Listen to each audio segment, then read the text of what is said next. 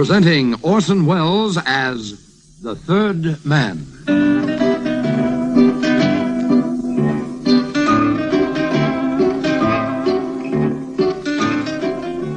The Lives of Harry Lime. The fabulous stories of the immortal character, originally created in the motion picture The Third Man, with zither music by Anton Karas.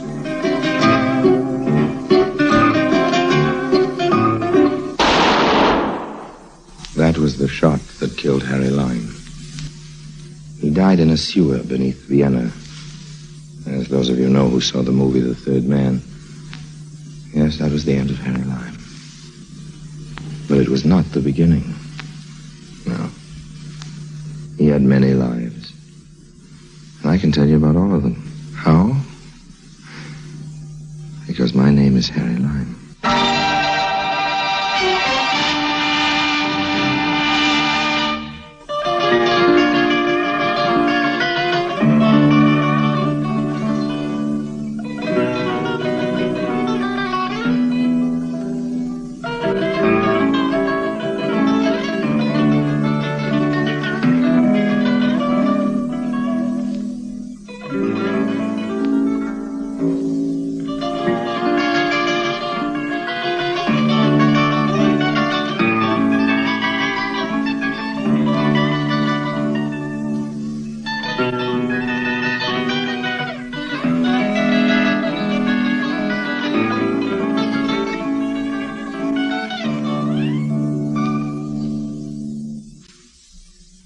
And now, Orson Welles as Harry Lime, the Third Man, in today's story, The Golden Fleece.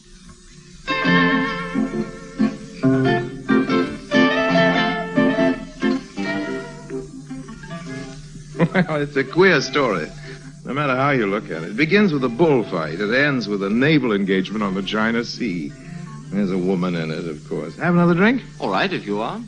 2 gin slings, boy. Yes, sir. 2 gin slings. It all started in the little seaport of Algeciras. Like every other town in Spain, there's a bull ring there. I don't know how you feel about bullfights, but if it's Sunday in Spain, it's a little hard to stay away from them. A bullfight is to Spain what an opera is to Italy. It's the only thing in the country that starts on time. I'd been dawdling over my shellfish and beer, so when I got in for the second faena, Soldadito was in the ring. He was younger then and braver than he is now, but I've never been one of his fans. Too much ballet dancing for me and not enough bullfighting, but we won't go into that. I could talk about the corrida all night, but I promised you a story about adventure on the high seas. And it's beginning right now. Soldadito is dedicating the bull. He is paying this compliment to the lady who is seated next to me. For the first time, I glance at her, and the glance freezes into a stare. She has very dark red hair, very pale ivory skin, and very bright yellow eyes. I mean, really yellow, like a cat's. I won't dwell on her. I'd like to, but I won't. Suffice to say that this kid could stop traffic on the Indianapolis Speedway.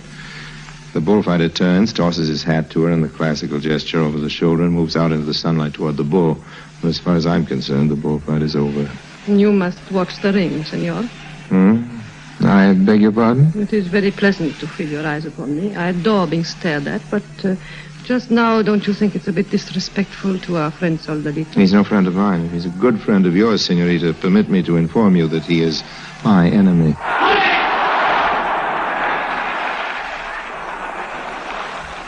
He's very graceful, don't you think? That was also a graceful speech, senor. No, I didn't hear it. I do not mean his dedication of the bull to me. No, I mean your little speech just now about his being your enemy if he's my friend. Thanks. I adore it when men fight over me. Senorita, fighting over you would be a pleasure. When do I begin? Whenever you like. Who shall I take on? The man or the bull? I think you need not bother about the bull.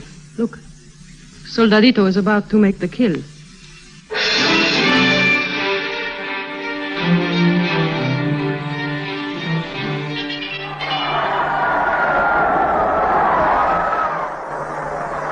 That was a beautiful kill, wasn't it, Mr. What is your name? Lime, Harry Lime. Yes, it's a good kill. I will call you Harry.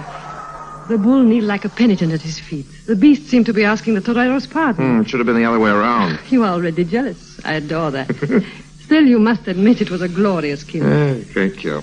Tell me, Harry, what are you doing in Algeciras? No, I'm just looking around. And what are you looking for? Well, no need to look any longer. I found it. You make very pretty little speeches. I adore that. What is your profession? Oh, export, import, mostly. I dabble in a lot of things. What a pity. Why? I had allowed myself to hope you were a sailor. Well, I have been a sailor. Will that help? You have to have master's papers. I am here with my yacht. Perhaps you have seen it in the harbor. Oh, that big three-master with the black hole? It's mine. We've lost our captain. Oh? It happened quite suddenly. I'm very sorry you're not a ship's captain. I would like to see you in the blue jacket with the gold buttons. Would you believe it? I was a ship's captain. I do not believe it. But I have master's papers. And where are they? Oh, in Barcelona. Oh, that is a bore, because we are leaving tomorrow. Okay, I'll have somebody bring him down by train tonight. In other words, you want the job? In other words, I've got the job.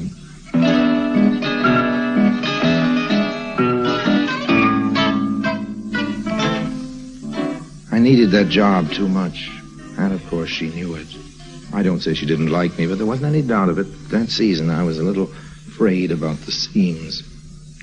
I phoned a friend of mine, a forger up in Barcelona, and made arrangements to cook up some papers for me and rush them down that night to the coast. Then I changed into my best shirt, the other one, and went to the best restaurant. She told me she was going there after the bullfight.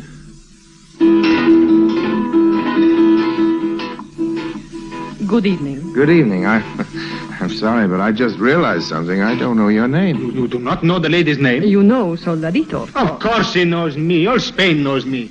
But what is this man doing at our table? He doesn't know you. That's all right, old man. You can fix that. Introduce us. I am the Baroness von Gurnifeld, but you will call me Nadia. Okay, Nadia.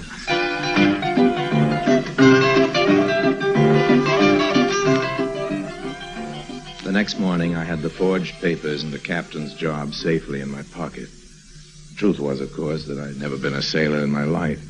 Unless you count the work I had to do as a deckhand when they found me stowed away on a short trip from Alexandria to Naples. But I needed that job bad. And after one look into those huge cat's yellow eyes of hers, I would have jumped at any job she offered, whether I needed it or not. You like the ship, Harry? Oh, she's a beauty. The steward will take your luggage to your cabin. Right now, you'll be needed on deck to superintend our departure. By the way, where are we going? To China.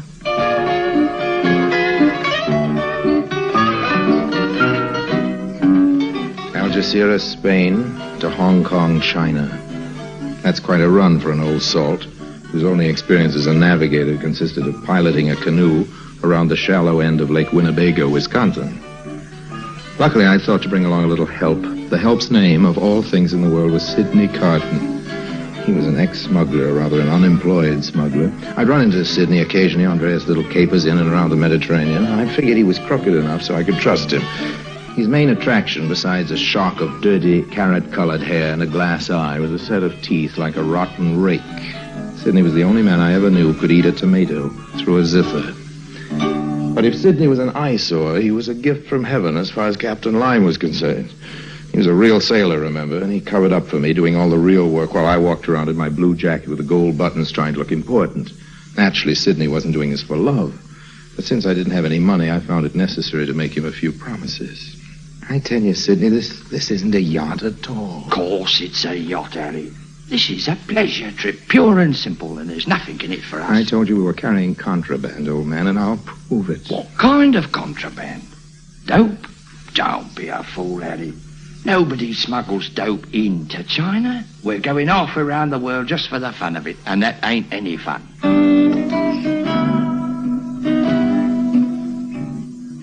Why had I been signed on with so few questions asked? Why had we left so quickly? Above all, what had happened to the original captain? It was queer enough, all right. But I was not telling Sidney the truth when I claimed that this was not a pleasure cruise. It was a pleasure, believe me.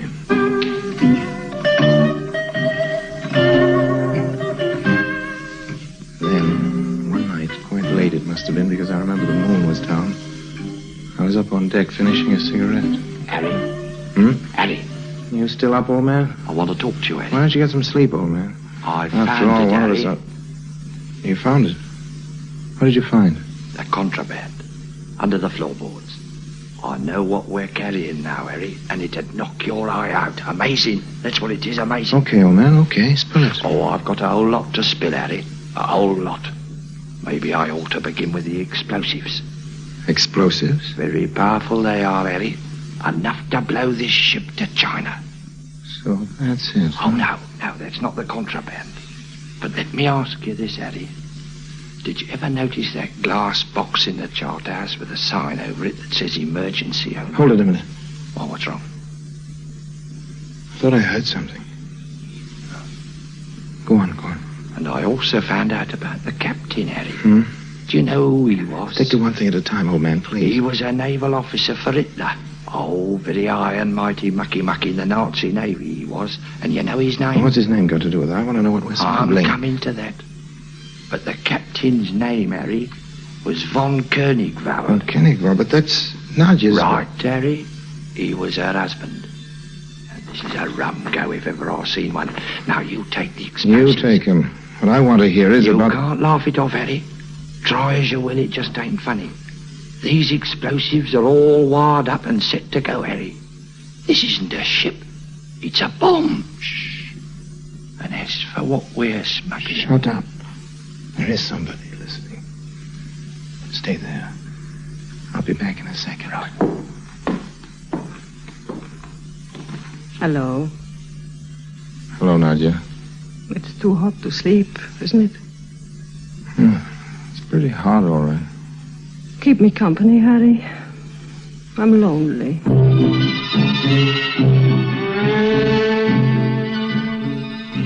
When I finally got to my own cabin, it was dawn. Didn't dare go looking for Sydney, and anyway, I was bone-tired. They couldn't have let me sleep for more than an hour. Yes, what is it? It's Matthew, sir, third officer. What do you want? Well, sir, we're in sight of land in the old court. Don't bother me. Ask Sydney. He knows the course. Yes, but please, Captain, may I speak to you? Okay. Now then, what is it? It's Cotton I want to talk to you about, sir. What's wrong? Well, I hardly know how to tell you, sir, but he's gone. Gone? Yes, sir. We've searched everywhere, very thoroughly, but there's no doubt at all, sir. Mr. Cotton is not on this ship.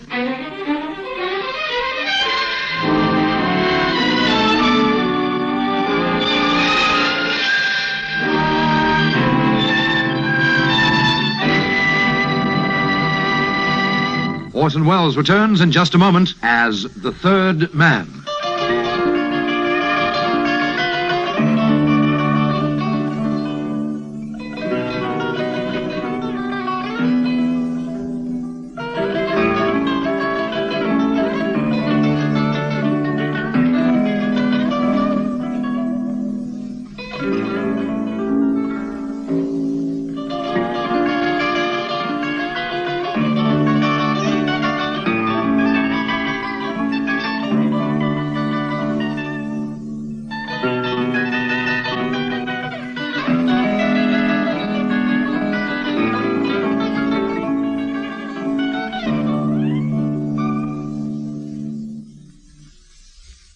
And now, Orson Welles, as the third man, continues with today's story, The Golden Fleece.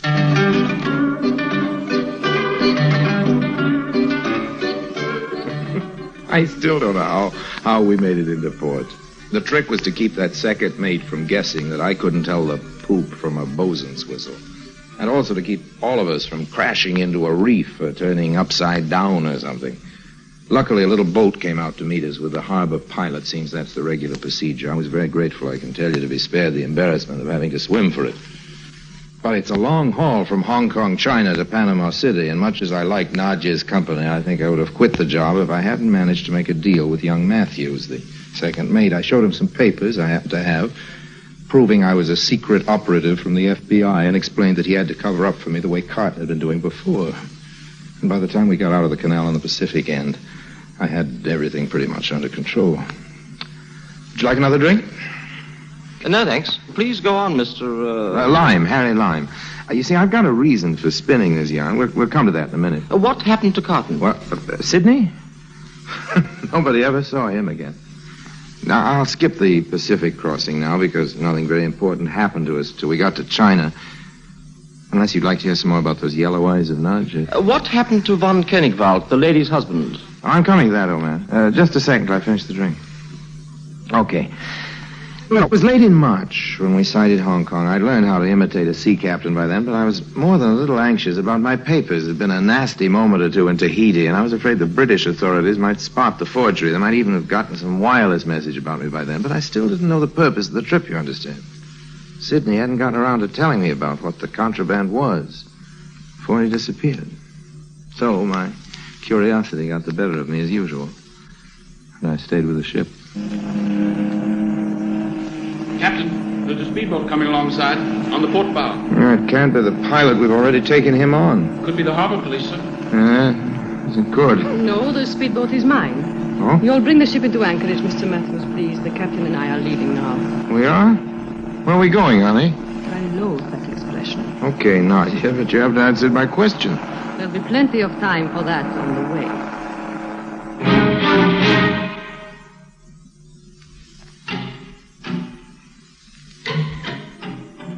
We'd been riding upriver from Hong Kong for a good half hour before Nadia took it into her beautiful head to start talking. I'm taking you to meet a very important man, Harry. Huh? You'd better know his name. It's General Wei. A Chinaman? He is Chinese, yes. General Wei was governor of one of the largest southern provinces, but of course that was... Where are we meeting him?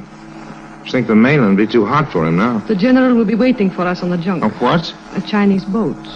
I hope you're hungry, because there's bound to be quite a feast. You mean to say we've come halfway around the world to keep a dinner engagement with a Chinese warlord? Ours has been a very serious mission, Harry. And before you meet the general, I think you should know the truth. So do I. The general is planning to retrieve the lost provinces. Luckily, he is a wealthy man and had many investments in Tangier. It was my mission to bring him some of his wealth, which will be needed in the coming war. I think you have guessed what happened to the Baron von Koenigwald. Yes, I think so. I think the Baron had a wife. I think his wife bumped him off. Am I right, honey? Please call me Nadia. Okay, I think Nadia bumped him off. He was a greedy man. I had reason to suspect that he planned to take part of the gold for himself. Gold? Yes, Harry. Gold bars purchased in Tangier. That's why I couldn't tell you earlier. It would have been too much of a temptation. The ship is lined with gold. $500,000 worth. You know those Chinese ships? You know, the ones that look like some kind of cross between a Spanish galleon and a floating chop suey store?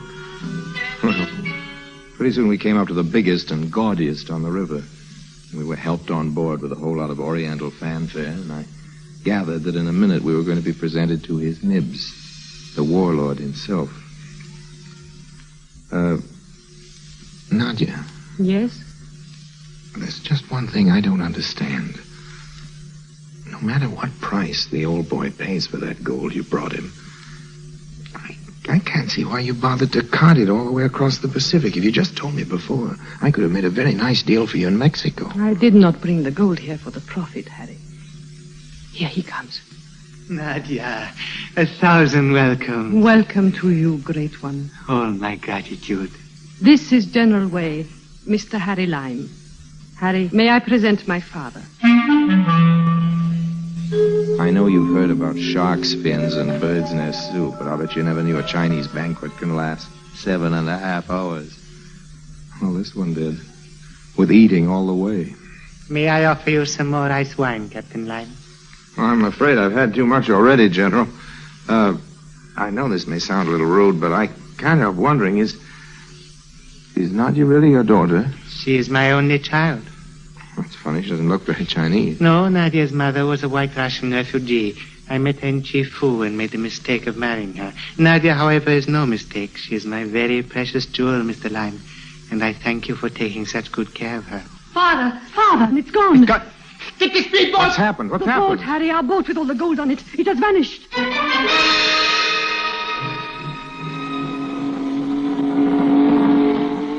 While we were in there stuffing ourselves, somebody had made off with a yacht. Word came to us it was going downstream toward the open sea. It's my fault. Well, why yours, Nadia? That Matthews boy, the third mate, I should never have trusted him. I should never trust anybody. But if you'd gone on stabbing your ship's officers and tossing him overboard, you'd have ended up without any crew. There she is ahead of us. Ahoy there, Golden Fleece! Come about and prepare to receive us on board! Can't you get any more speed, Harry? I'm punching a hole in the floor as it is. Ahoy, Golden Fleece! This is your last chance! Come about or we open fire! They won't answer. They will now. Fire! We had a dangerous-looking gang of hatchet men with machine guns on our launch, and they put up a good show. It wasn't long before we were next to the yacht, and I could see that a lot of damage had been done to the crew on board. It wasn't my crew. It was strangers. Chinese. We'll just have to storm over the side. Come on, Harry. What's wrong, General? Are you hit? That's all right, Captain. Just give me your arm. Okay. Here we go.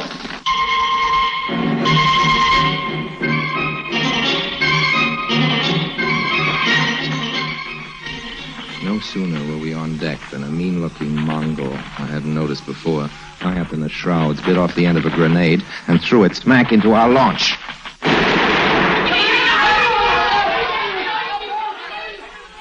Well, there goes everybody on our side. I guess this is it, Nadia.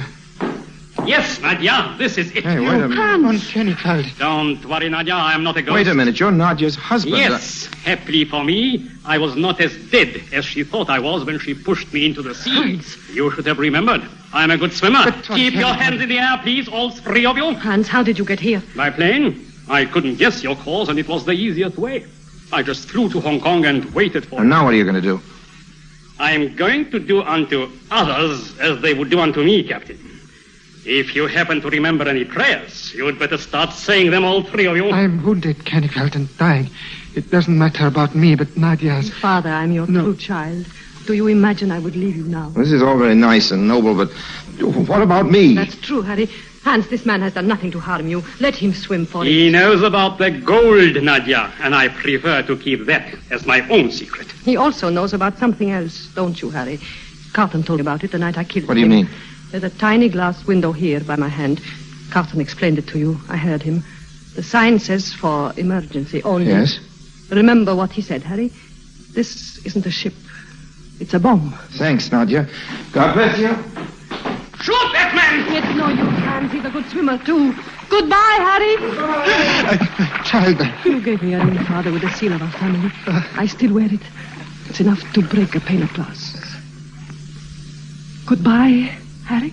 He's too far away to hear you. He will hear this.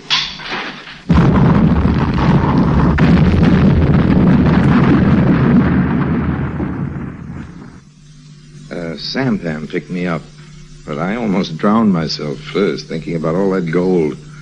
$500,000 worth of it going down to the bottom of the sea.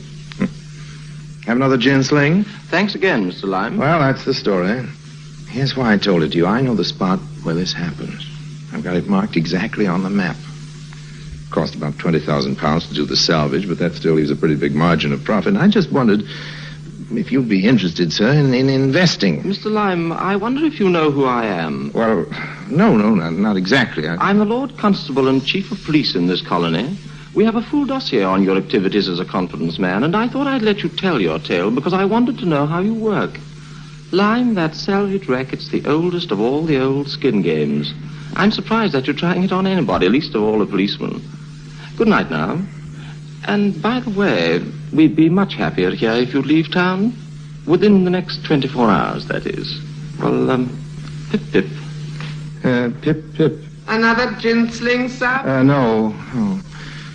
Just give me the check.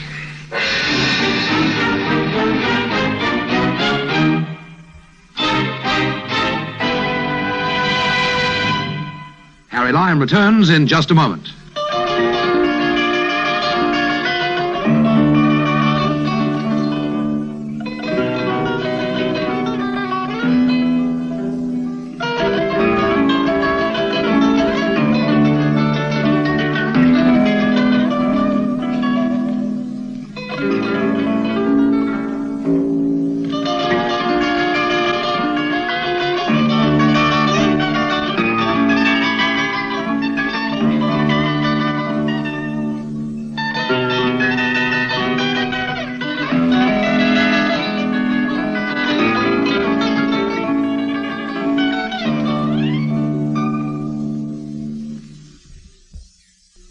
And now, Harry Lime.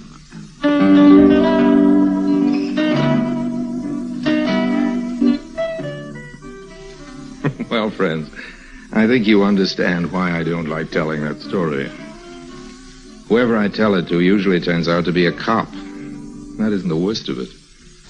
The worst of it is that it's true. Well, pip, pip.